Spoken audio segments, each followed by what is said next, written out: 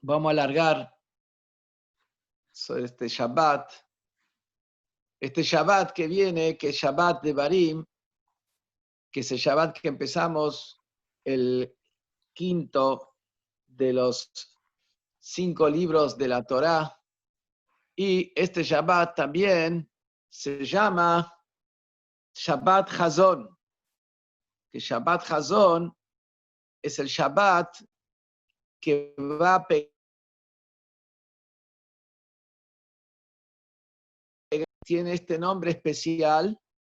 ¿Por qué? Porque este Shabbat leemos la profecía del profeta Ishayahu, que empieza con las palabras Hazon Ishayahu ben Amoz, la visión de Ishayahu, el hijo de Amoz, que él vio profetizó sobre Yehudá y Jerusalén, toda la destrucción del templo, todo lo que iba a pasar con el exilio y todo lo que después sabemos que pasó.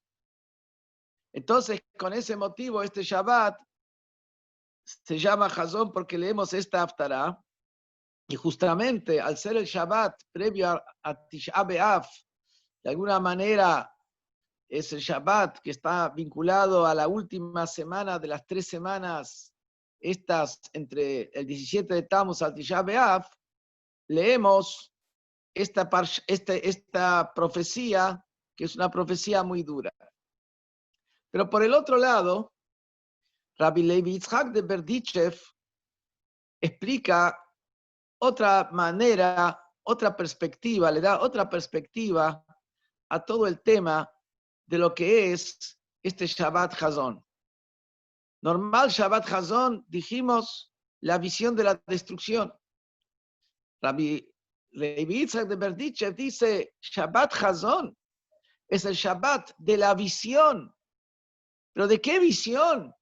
De la visión que le muestran a cada judío el tercer Bet HaMikdash, que sabemos que el tercer Bet HaMikdash está construido en el cielo, y el tercer Bet HaMikdash va a bajar y va a descender aquí abajo. Este Shabbat se le muestra a cada judío el tercer Bet HaMikdash. Entonces, quiere decir que es la visión de ver el tercer Bet HaMikdash. Y acá tenemos que entender, lo literal es la visión de la destrucción. Viene Rabbi Levi Yitzhak de Berdichev y me dice, es la visión, no simplemente de la reconstrucción, la visión del tercer Bet HaMikdash, un Bet HaMikdash construido por Hashem que baja de arriba abajo. Es lo más, vamos al otro extremo completamente. Vamos al extremo de la visión del Bet HaMikdash más perfecto, cuando nos está hablando de la visión de la destrucción del Bet HaMikdash. Lo literal. Y esto nos llama la atención y vamos a tratar de explicarlo durante la clase. Pero antes de eso, quiero seguir en detalle Berdichev. Rabbi Levi Yitzhak de Berdichev no se limita a decirnos que este Shabbat se muestra el tercer templo. Nos dice un ejemplo y lo desarrolla el ejemplo. Nos dice el ejemplo de un padre, un rey, que tenía un hijo, un príncipe, le mandó coser un traje y el hijo, travieso, rompió el traje. El rey mandó a coserle otro traje y el hijo, travieso, nuevamente lo rompió el traje. Después el rey mandó a coserle un tercer traje, pero esta vez el rey no se lo dio. Le dijo, mira, este es el traje que te preparé. Te vas a portar, te vas a enderezar como corresponde. Entonces te lo voy a dar. ¿Y qué hace el rey? Cada tanto le muestra el traje. Lo tiene guardado en el placard. Cada tanto le muestra el traje. Mira, ¿ves? Este traje te lo tengo para dártelo. ¿Te vas a portar bien? Te lo voy a dar. Cuando el rey ve que el hijo ya tomó la conducta, ya adoptó la conducta, ya asimiló la conducta, ya se hizo carne y uña con la conducta y va permanentemente en el buen camino, ahí el rey viene y dice, toma, el traje es tuyo. Así también, dice la ministra de Berdichev, Hashem le construyó para sus hijos, su hijo predilecto, el pueblo de Israel, un primer Bet HaMikdash.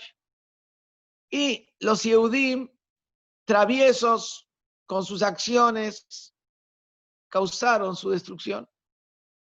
Después Hashem construyó un segundo Bet HaMikdash. Y nuevamente, las travesuras de las inconductas de los Yehudim destruyeron el Bet HaMikdash. Hasta que finalmente Hashem dijo, bueno, este tercer Bet HaMikdash lo tengo guardado arriba y cada tanto yo se lo muestro a ustedes. Cuando veo que ustedes adoptan de manera permanente la buena conducta, ahí les voy a entregar el templo. Por eso, cada tanto, Hashem nos muestra el tercer Bet HaMikdash, que eso genera que nosotros nos encarrilemos hasta que finalmente merezcamos recibirlo, este tercer Bet HaMikdash. ¿Qué quiere decir que nosotros vemos, Hashem nos muestra el Bet HaMikdash? Esto no se refiere nada más que a los tzadikim, que los grandes tzadikim ven este Shabbat el Bet HaMikdash. Porque en el ejemplo se trata del chico travieso. Al chico bueno no hace falta que no se lo den. Al chico bueno le pueden dar la ropa y porque se porta bien. ¿A quién hay que mostrársela y no dársela? Al travieso. ¿Qué quiere decir? ¿A quién se lo muestra el tercer Bet HaMikdash? Al Yehudí que todavía se tiene que enderezar y no se lo pueden entregar. A ese Yehudí le muestran el Bet HaMikdash. Y a ese Yehudí se lo van mostrando para que este Yehudí se vaya enderezando, para que este Yehudí adquiera ya la conducta permanente de ir en el camino de Hashem, y ahí lo termina entregando completamente. Pero entonces, ¿a quién se refiere que se muestra este Bet HaMikdash? No a los tzadikim, sino a los que nos tenemos que enderezar. A ellos, a nosotros nos muestran. ¿Y qué quiere decir que nos muestran? Esto quiere decir que se nos muestra al alma, como el alma está conectada arriba en su fuente. Arriba en su fuente se le muestra, de la fuente del alma, se muestra el Bet HaMikdash. Pero eso no queda ahí arriba en la fuente, porque acá el tema es enderezarnos a nosotros aquí abajo. Pero eso, si un Yehudí en este Shabbat se concentra sobre los temas del Bet HaMikdash, del tercer Bet HaMikdash, se concentra en los detalles, se concentra en su deseo que quiere que ya esté el tercer Bet HaMikdash, entonces esa visión que tiene arriba en la fuente del alma del tercer Bet HaMikdash, esta visión impacta sobre el Yehudí aquí abajo.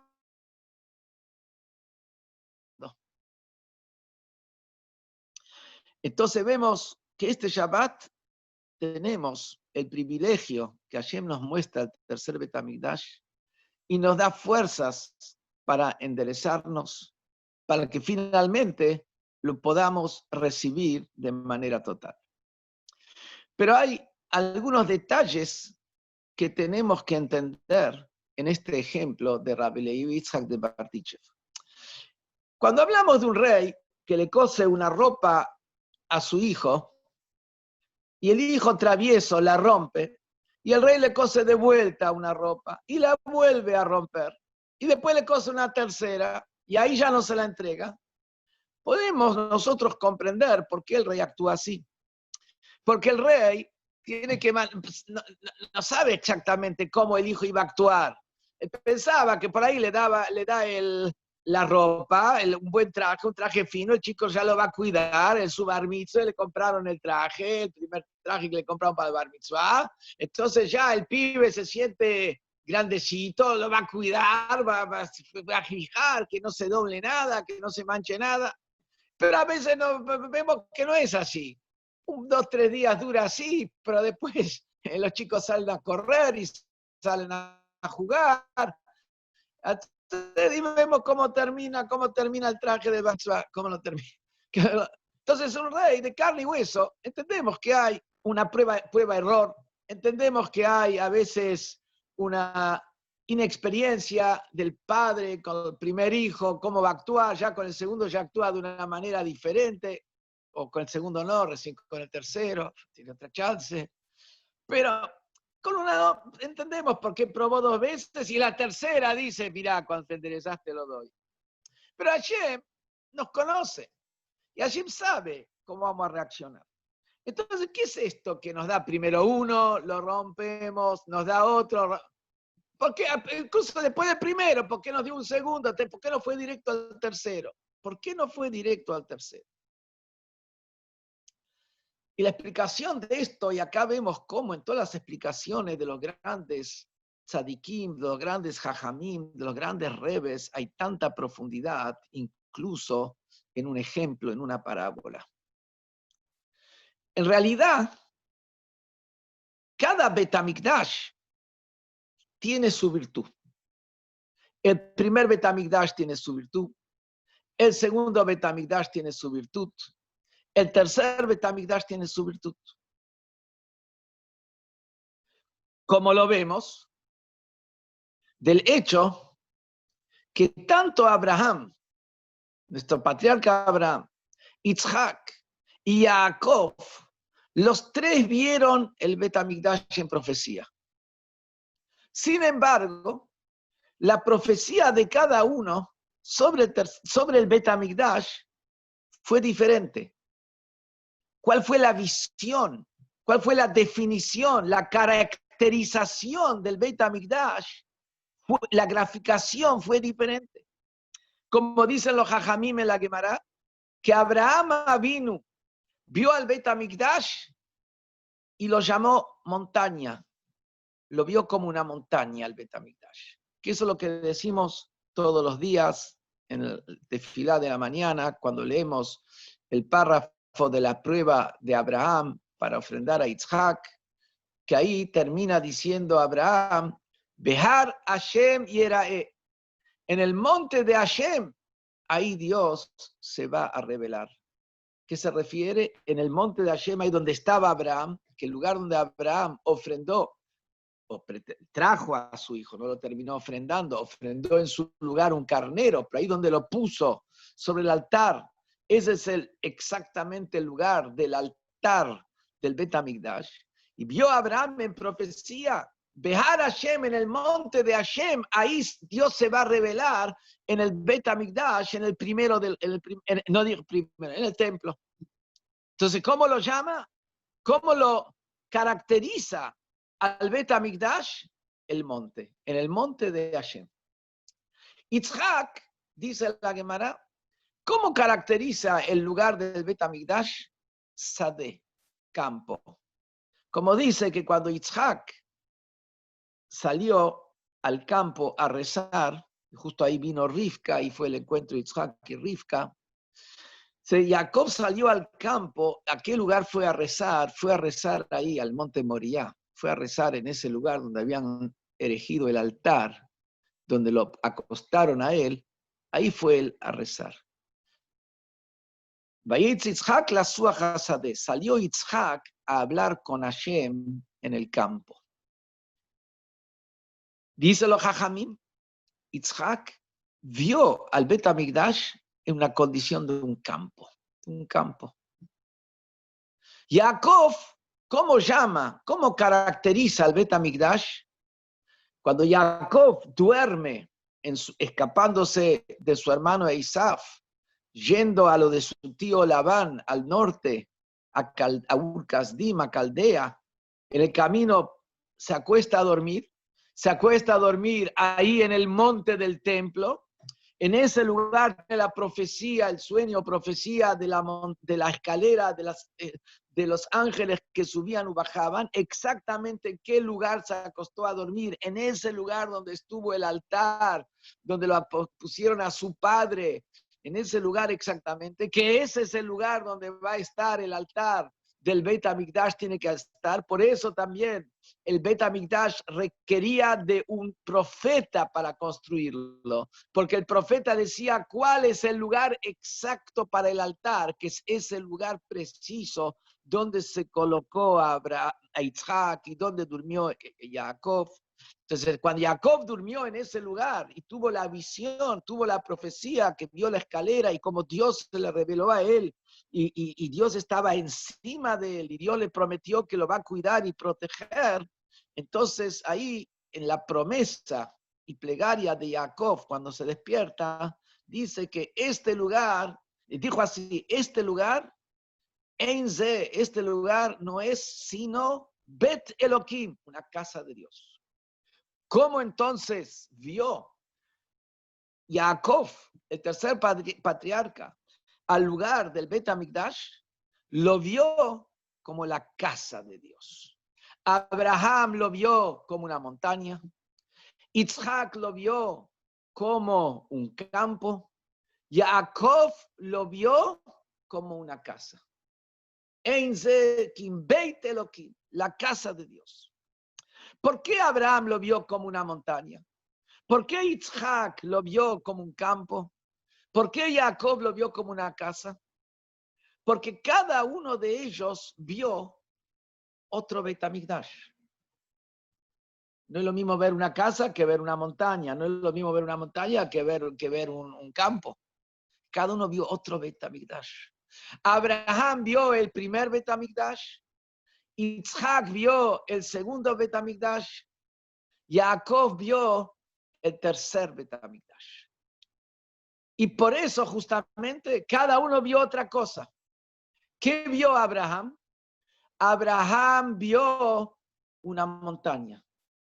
¿Cómo lo describe? ¿Cómo lo define al Beit HaMikdash? Lo define como una montaña. ¿Qué representa la montaña? La montaña en realidad, ¿y por qué Abraham es el que ve el primero y lo ve como montaña? La montaña representa algo que creció. La montaña representa algo que está para arriba.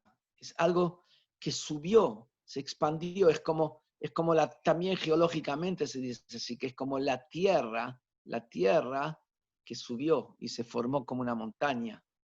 ¿Qué representa eso? Lo que era Abraham, lo que era la característica de Abraham. La característica de Abraham era Gesed, la bondad. ¿Cuál era el camino de servir a Hashem de Abraham?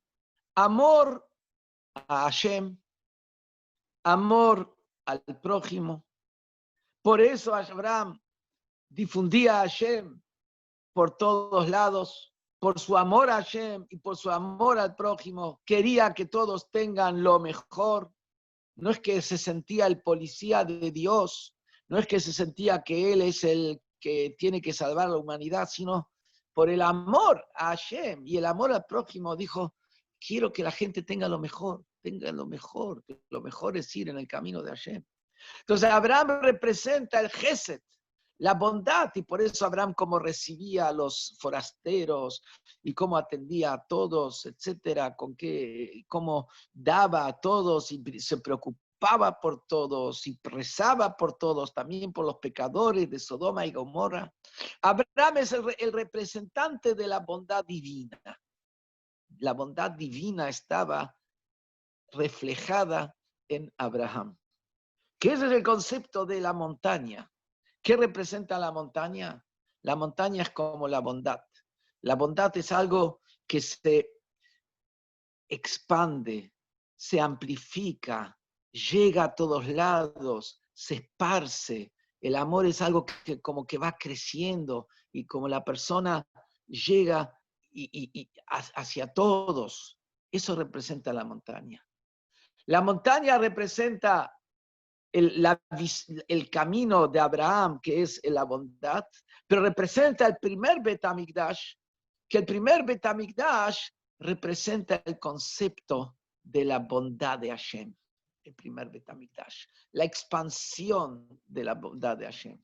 ¿Por qué? Porque el primer Bet HaMikdash representaba la bondad de Hashem, porque era revelación divina, era el pueblo judío en su apogeo, o con rey Salomón, con Shlomo Amelech, con toda esa magnitud y magnificencia que iba a través de Shlomo Amelech, y cómo fue, y lo extraordinario que fue, era la bondad de Hashem revelada ahí en el templo.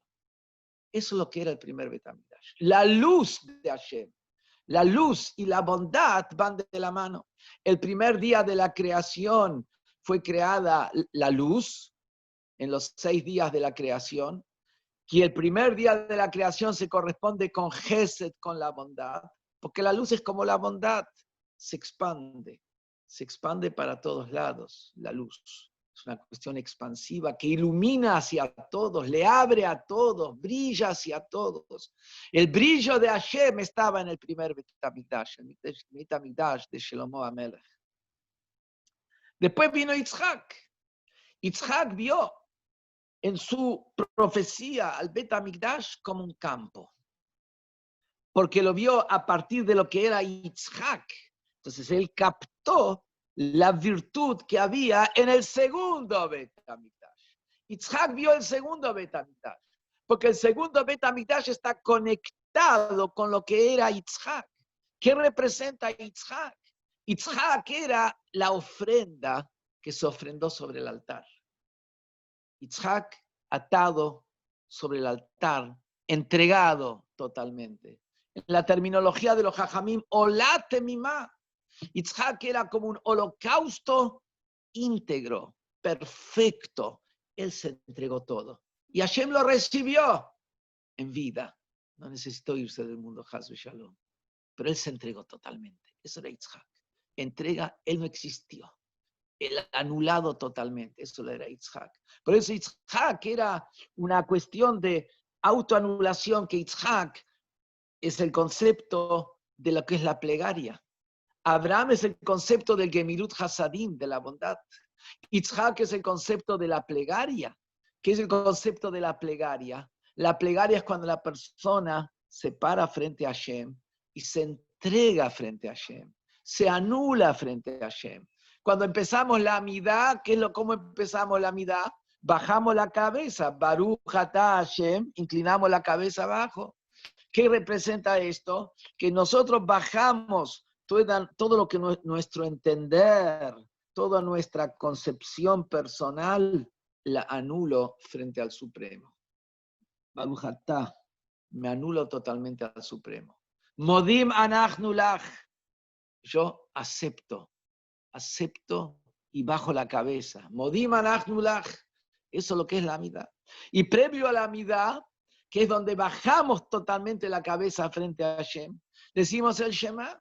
¿Qué es el Shema? Hashem Echad, Dios es uno, no hay otra existencia fuera de él. Tapamos los ojos, no hay nada, me entrego. Bechol levavcha, con todo tu corazón. Bechol nafshecha, con toda tu alma. Bechol meodeja, con toda tu fuerza, con todos tus bienes. Entrega absoluta y total. Eso es lo que es Yitzhak. Tefilá, la entrega total. Abodá, como los korbanot, como las ofrendas. Yitzhak era una ofrenda. ¿Qué es una ofrenda? La ofrenda es que se consume totalmente, se espiritualiza totalmente, deja de ser y sube para placer de la divinidad. Darle satisfacción a Hashem. No piensa en sí mismo en absoluto. Darle solamente satisfacción a Hashem. Eso es lo que es Yitzhak.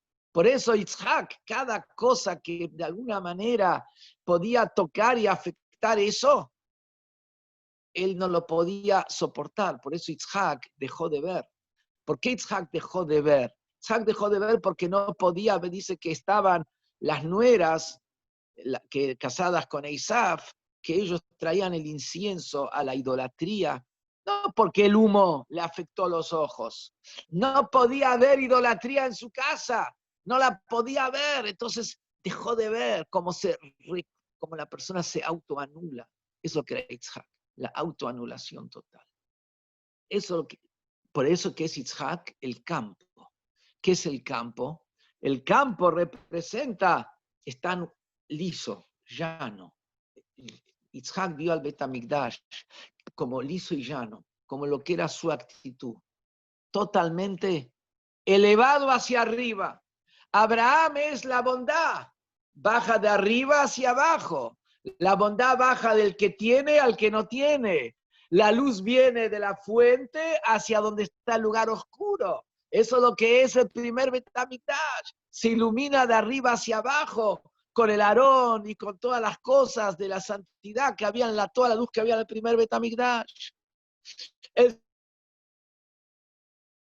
segundo Betamigdash no era la luz que brillaba de arriba hacia abajo. En el segundo Betamigdash no estuvieron la arca de la ley, el Aarón Abrit, el arca del pacto con las lujot, con las tablas grabadas, no estaba ahí el bastón de Aarón, no estaba ahí el Ruach HaKodesh, el espíritu divino que tenía el Cohen Gadol, que cuando miraba el pechero con las letras veía las respuestas de Hashem a las preguntas que se le hacía hacia Hashem.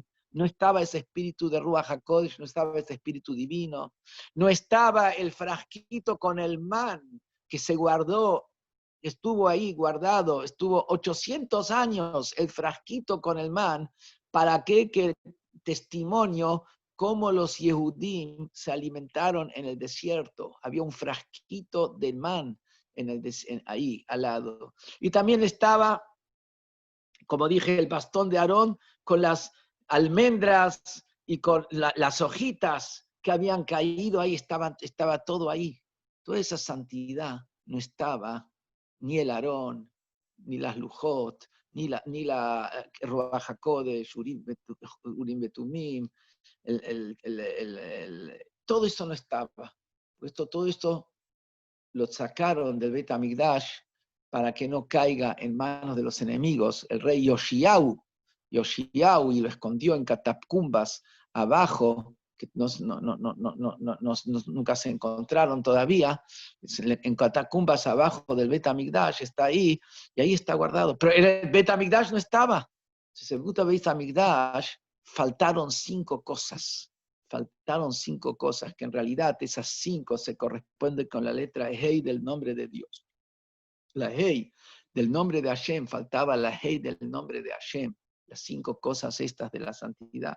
¿Pero qué tenía el Bet Hamikdash? Faltó la luz que vino de arriba, faltó la santidad que vino de arriba en el segundo Bet Hamikdash. ¿Pero qué? El mundo se elevó más. ¿Qué quiere decir el mundo se elevó más? El segundo Bet Hamikdash era más grande que el primer Bet Hamikdash. Duró 10 años más en pie que el primer Bet Hamikdash. Y también era más grande su medida física, su espacio, que el primer Bet Hamikdash. Quiere decir que en tiempo y espacio, el segundo Bet Hamikdash había más tiempo y espacio involucrado con Bet Hamikdash que en el primero.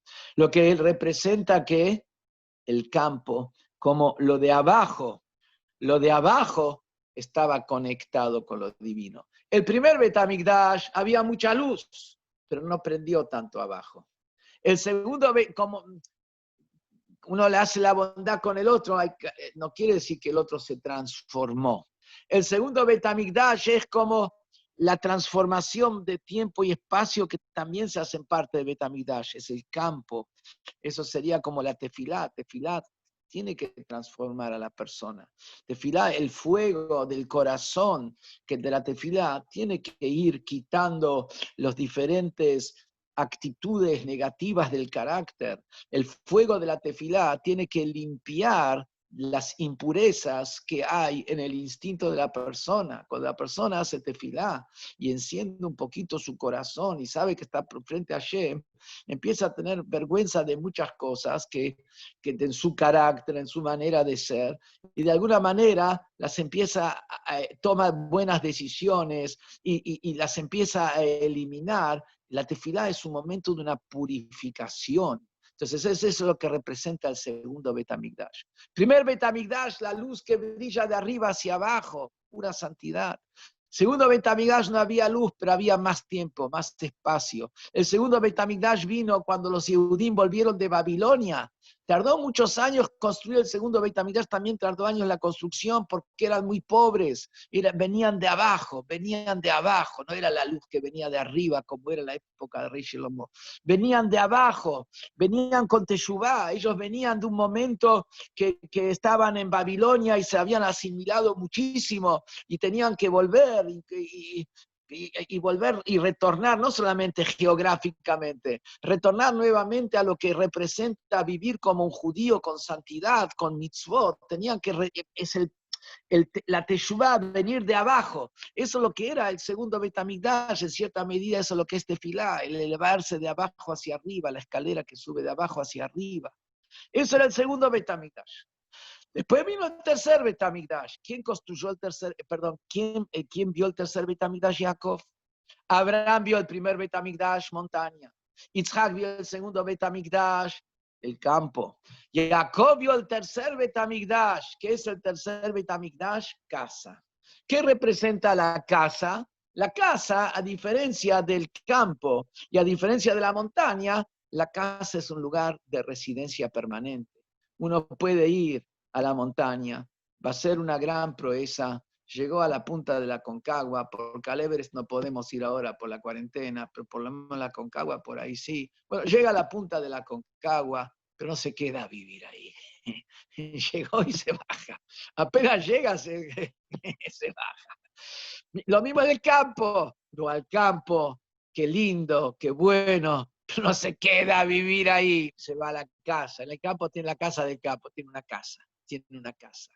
¿Qué representa la casa? La casa representa residencia permanente, no temporaria. Eso es Bait. Entonces, ¿qué representa Jacob el tercer Bet HaMikdash? Porque el primer Bet HaMikdash fue por tiempo definido, 410 años. Segundo Bet HaMikdash fue por tiempo definido, 420 años. Tercer Bet HaMikdash es casa, es residencia, es eterno. ¿Por qué el tercer Bet HaMikdash es eterno? Porque el tercer Bet HaMikdash tiene que ver con la virtud de Yaakov. ¿Cuál es la virtud de Yaakov?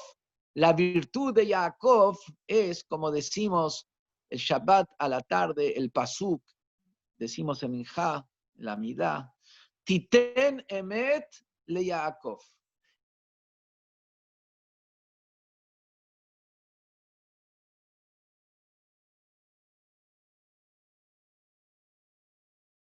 ¿Qué representa verdad?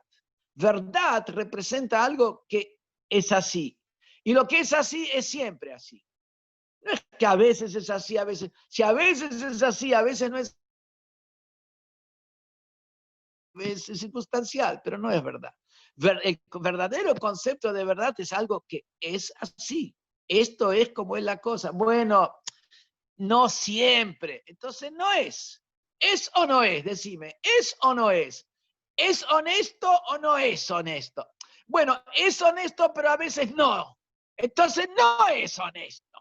Entonces, dice la verdad, no dice, ¿es bueno o malo? Es bueno, pero a veces no. Entonces, ¿es bueno o no es bueno?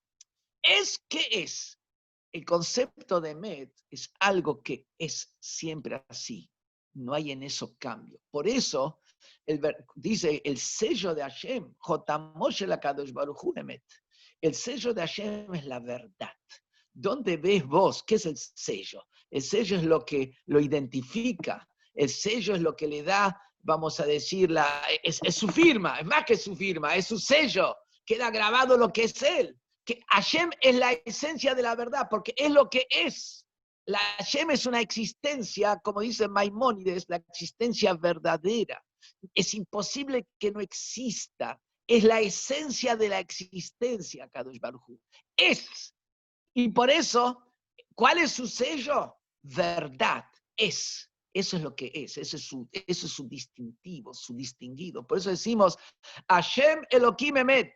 Dios es el Dios de la verdad. ¿Qué quiere decir que Dios es el Dios de la verdad? ¿Que Dios no miente? Gran aplauso. Dios no miente, mira qué bien. La virtud de Dios no miente. Esa no es lo que quiere decir el texto. Como explica Maimónides, el principio del Rambam, me explica Maimónides. ¿Qué quiere decir Hashem Elohim Emet? Que Dios es el Dios de la verdad, que Dios es la existencia de la verdadera. Dios es la verdad absoluta, es la existencia que si las demás cosas pueden estar como pueden no estar, están un poco más y un poco menos. Y toda cosa que en algún momento deja de estar es porque cuando está también tiene una debilidad, porque algo que no tiene ninguna debilidad nunca deja de estar.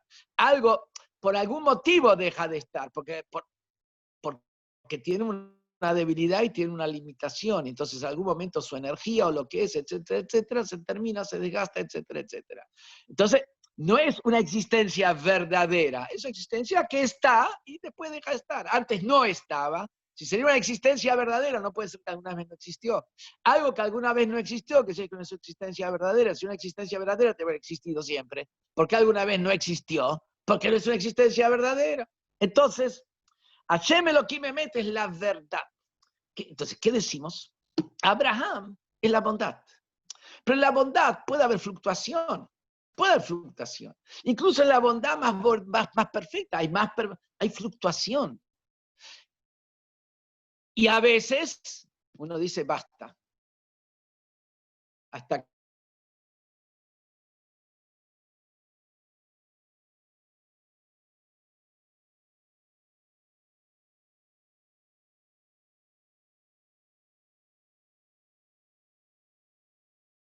momento que lo dejó a ver a uno con los buenos ojos, siempre ve a gente con los buenos ojos, pero el momento que lo dejó de ver con los buenos ojos, dejó de ser bueno con él, dejó de ser bueno con él.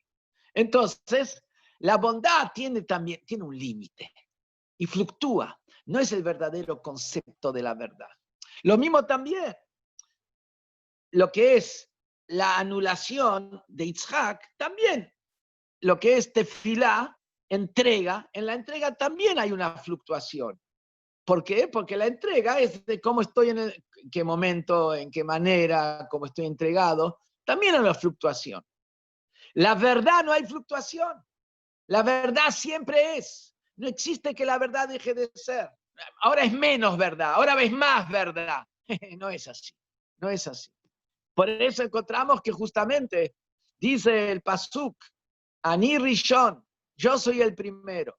Bani Aharón, yo soy el último. Mi baladai, y fuera de mí, en Elohim no hay Dios. ¿Qué quiere decir? Dice el Talmud Yerushalmi, yo soy el primero, yo soy el último, fuera de mí no hay Dios. Quiere decir la verdad de Dios.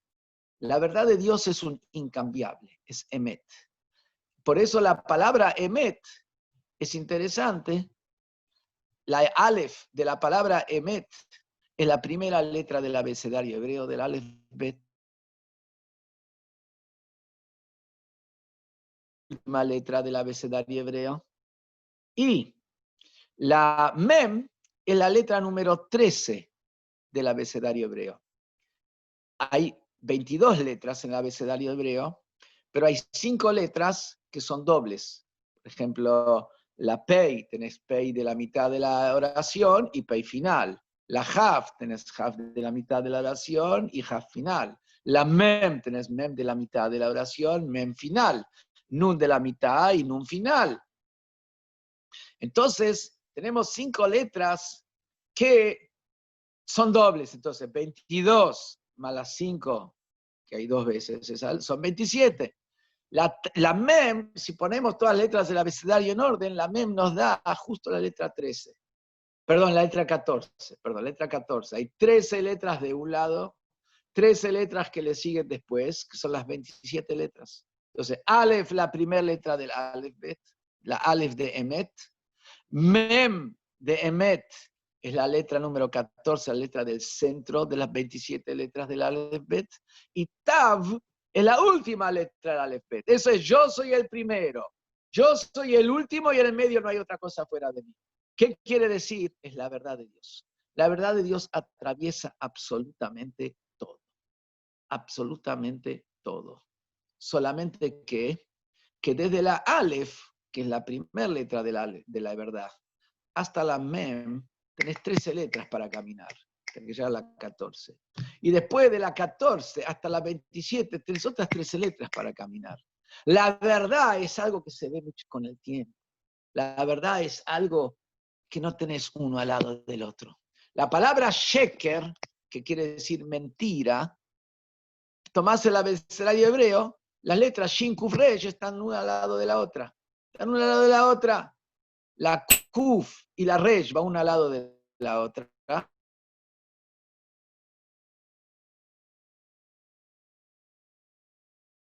Es decir, sheker, la mitad, cuando vos primera imagen, ¿qué es lo que ves? Y primera imagen, pues ver la mentira. Lo que primero ves por primera imagen no quiere decir que eso es la verdad. La verdad es lo profundo. La verdad es lo que atraviesa todo. La verdad es lo que atraviesa la historia. La verdad es lo que atraviesa toda la persona. La verdad es lo que atraviesa la existencia. La verdad es lo que atraviesa todo. Eso es Hashem. Es verdad. No, oficial eso no es la verdad. Entonces, volviendo acá, ¿qué es Jacob? Jacob es Emet. La virtud de Jacob es el concepto de verdad. Por eso encontramos que Jacob tuvo que pasar por situaciones tan difíciles y tan duras y no vaciló. No cambió en absoluto nada, absolutamente nada Jacob. Jacob tenía la integridad de un hombre inocente, la pureza del hombre inocente, la cristalinidad, transparencia del hombre inocente y puro. Eso es lo que era. Abraham tuvo un hijo, Ismael, Isaac tuvo un hijo, Eisaf. Jacob, marca nuestro Jajamim, los 12 hijos íntegros. Los 12 hijos íntegros. Con todas las historias que hubo, los 12 hijos íntegros. Los 12 hijos con él. Era bondad, pero con la bondad solamente se te puede escapar uno. Itzhak era la severidad, el rigor, la entrega. También se te puede escapar uno. Jacob era el Emet, la verdad. Con la verdad lo tenía todos. Entonces, ¿qué tiene? Ese es el tercer Beit HaMikdash. ¿Qué diferencia entre primero, segundo y tercer Beit HaMikdash? La diferencia básica, esencial de primero, segundo y tercer Beit HaMikdash es que el primero y el segundo, en la terminología del Zohar, es Binyana de Barnash, la construcción de un ser humano. Primero lo construyó Shlomo HaMelech con los judíos, segundo lo construyeron los que volvieron de Babilonia, Ezra, Nehemia, con el permiso de Ciro, del rey Koresh. Seres humanos lo construyeron. Y algo que es hecho por humanos tiene principio y tiene fin, no es eterno. Tiene su virtud de la bondad, la gran revelación que había en el primero, tiene la virtud del rigor, de la tefilá, de la entrega, de la ofrenda, la virtud del segundo, pero eso tiene un límite. Después viene el tercero, ¿qué es el tercero? Binyaná de Kuchabrihu, construcción de Hashem. Lo que es construcción de Hashem, esto es eterno. En el tercer Beit HaMikdash está reflejada la verdad de Hashem, la virtud de Jacob, casa, permanencia, verdad. ¿Qué es verdad? Es así, no hay otra, es así como queda. Esto es eterno, eso es absolutamente eterno. Eso es el tercer Beit HaMikdash. Betamigdash. El tercer Betamigdash es eterno, ¿por qué? Porque es construcción divina, que es donde se revela la verdad divina en su esencia. El primer Betamigdash era la bondad divina. El segundo Betamigdash era, vamos a decir, el rigor divino. El Teshuvah, el tercer Betamigdash, es la esencia de la verdad divina. La esencia de la verdad divina. El Emet es el tercer Betamigdash. Pero es eterno. Ahí se revela la esencia de la verdad divina. ¿Y cómo llegamos al tercer Betamigdash? Al tercer Betamigdash llegamos a través de lo que fue este Galut después de la destrucción del segundo, donde el Yehudí tiene que revelar su verdad. ¿Qué quiere decir que el Yehudí revela su verdad? Esa, como se dice, esa fidelidad inquebrantable del pueblo judío. Cruzados, la Inquisición, los cosacos, holocausto lo aleinu, el antisemitismo permanente. El Yehudí revela esa verdad indomitable. Y el mayor detalle es que el Yehudí trabaja consigo para que esa verdad de su fidelidad en Hashem permee su conducta. ¿Qué quiere decir? No que un día sí, un día sí, un día sí, un día sí. No. Toma una conducta y es permanente en esa conducta. Permanente en esa conducta. El concepto de la verdad, el concepto de que la cosa es así, el concepto de no negociar, de no transar, lo correcto es lo correcto, lo que la mitzvah que debo hacer, la debo hacer, y lo que no debo hacer, lo que la Torah me prohíbe, no lo debo hacer. Y es difícil, pero es ahí donde sale la verdad verdadera de uno. Y acá tenemos entonces la explicación un poquito del ejemplo de la parábola de Rabbi Levi Yitzhak de Berdichev, que le dieron al primer hijo la ropa y la rompió. Le dieron la segunda ropa y la rompió. La tercera no se la va a dar hasta que el hijo no está encaminado de manera permanente. ¿Qué quiere decir? Porque el objetivo de toda la creación es que se revele en el mundo la esencia de Dios. Ese es el objetivo de la creación. Pero esa revelación no viene de manera impuesta, que Hashem viene y se revela y terminó. No, viene a través de todo un proceso de transformación del mundo, de elevación del mundo físico, material. Hay un proceso permanente. En ese proceso permanente tenemos etapas, como un chico. Nosotros queremos que el chico llegue a ser un profesor, que el chico llegue a ser un Rosh Yeshiva. Queremos que el chico llegue a ser él una fuente, una luminaria. Pero para eso va al jardín, después va al primaria, después va al secundario, después va a la yeshiva, hasta que va a llegar a ser el gran profesor. Algunos por ahí lo mandan a la universidad también. Bueno, la universidad con la yeshiva. Bueno, entonces, hasta que llegue, es todo un proceso. Vos no venís un día y le pones una inyección en la cabeza y le metiste un chip. Si agarraste y le metiste un chip al chico, Hasbe Shalom, pobre chico, no le hiciste ningún bien. Potencial que tiene, único, extraordinario, no lo desarrollaste. Tienes que hacer un desarrollo. El desarrollo está primero, hay que iluminarlo al chico, hay que iluminarlo con santidad, hay que darle santidad, el ambiente, lo que recibe, lo que aprende de sus morim, de su keilah, de los padres, esto todo donde recibe toda esa luz como primer Betamigdash. Pero después hay que hacer todo un trabajo donde el chico ya tiene su pequeña independencia, donde el chico ahí a veces tiene su caída y va creciendo y va subiendo, hasta que finalmente con su propio esfuerzo empieza a entender los conceptos, y se empieza a entender un pedazo de Gemara, y empieza a entender un pedazo de Mishnah, y empieza a entender un poco de Hasidut. Ya el chico empieza a entender solo, empieza a preguntar y empieza a juntar lo que estudia acá con lo que estudió ahí, empieza a sacar conclusiones, a hacer análisis. que por ahí no tiene la profundidad del maestro, pero es parte de todo el desarrollo.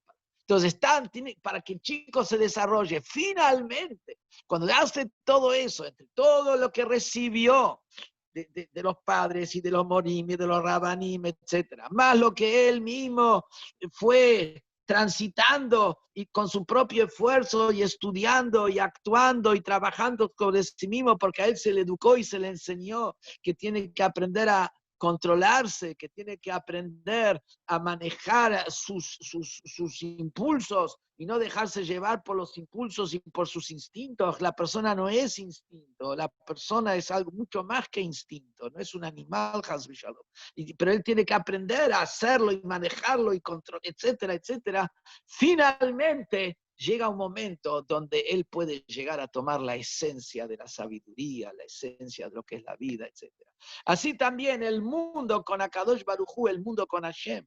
El objetivo es que la verdad divina, la esencia divina, se revele aquí en la tierra. Pero para que se revele aquí en la tierra tiene que pasar todo ese proceso desde la creación y con Abraham y con Isaac y la salida de Egipto y recibir la Torah, los 40 años del desierto, el Mishkan, cuando llegaron a Eretz Israel y después el primer templo, el segundo templo, que cada uno de esas hacen parte de todo el proceso de transformación y elevación del hombre en su conexión con Hashem. Hasta que a partir de que vamos pasando por las etapas, pero llega un momento donde lo mandamos al chico al jardín. Pero llega un momento que sacarlo del jardín, no puede dejar todo el día para siempre en el jardín, tiene que pasar a la primaria. Después no lo puede dejar en la primaria, tiene que pasar a secundaria. Y seguro que ahí hay algún momento, un trauma, que esto que lo sacaron y acá antes estaba acostumbrado así, los momentos difíciles, es un cambio, este cambio, el otro. Pero todo ese cambio que parece que son por a veces son traumáticos y son difíciles. El chico tuvo que salir de la casa hasta que empezó a entrar al jardín y tiene que hacer todo el acostumbramiento para que el chico que se quede solo en el jardín, ¿no? Pero todo eso, si lo vamos a dejar en la casa, no va a crecer. Tiene que hacer todo ese proceso. Así también, para poder llegar al objetivo, que es el templo que construye Hashem, donde se revela la esencia de Hashem, donde está la verdad de la esencia de Hashem, donde está la eternidad infinita de Hashem, que eso esté revelado aquí en la tierra, tenemos que pasar, porque al chico le dan la primera ropa y le dan la segunda ropa. Tenemos que pasar por el proceso del primer Bet HaMikdash, donde se recibió toda la luz y todo el brillo, y después el segundo, donde había que crecer de abajo hacia arriba, desde la pobreza material, desde la pobreza espiritual, viniendo de la asimilación que había en Babilonia, hasta que finalmente, pasando después por todas las pruebas, y las pruebas tan difíciles, tan duras, hasta las pruebas que tenemos hoy en día, la prueba de la presión social, la prueba de tantas ideas y confusiones que hay en la cabeza de la gente y que hay que, digamos, salir de todo este bosque, toda esta maraña para poder ir encontrando la luz en el camino de Hashem, en el camino de la misión que cada uno tiene con su alma aquí abajo, y la persona tiene que luchar a pesar de que hubo un holocausto y a pesar de todas las cosas y a pesar de la Unión Soviética que hubo, etcétera, etcétera. Y con todo eso es lo que finalmente hace que se revele el tercer Bet HaMikdash. Pero para eso, como el tercer Bet HaMikdash es verdad, y la verdad implica así es y no deja de serlo, porque si deja de serlo no es verdad, tenemos nosotros también que el chico tiene que acostumbrarse a ir en el camino, tiene que tiene que dejar de fluctuar, tiene que tomar la posición de tefilín firme todos los días, no hay fluctuación.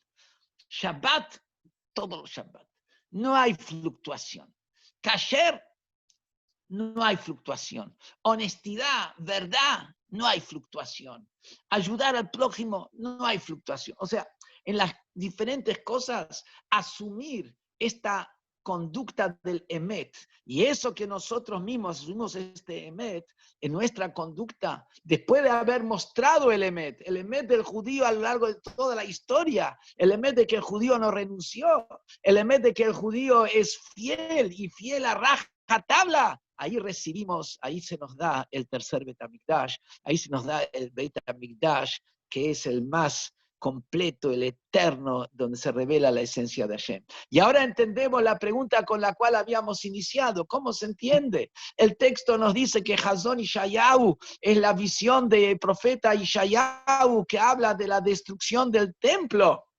Y ahora viene Rab Leitzer de Berdichev y me dice, Hazón Ishayahu se refiere a la visión que se le muestra a cada judío, el tercer Bet HaMikdash. ¿Cómo encaja una cosa con la otra? Estos extremos. La respuesta es que no, que todo el hecho que hubo una destrucción de un primer templo y una destrucción del segundo templo, ¿es para qué? Para finalmente llegar a través de todo el proceso de lo que representó el primer templo, de lo que representó el segundo templo, que cada uno tiene su misión y cada uno tiene su función, y con lo doloroso que es, pero con lo duro que es, pero tiene cada uno con su función, y el Yehudí tiene la misión, la función a cumplir en cada una de estas épocas. Con eso finalmente llegamos al tercer Bet HaMikdash, que es el Bet HaMikdash que se va a bajar del cielo revelado, donde va a estar la esencia de Hashem, Mikdash Hashem con Enu Yadeja, el Bet HaMikdash que Hashem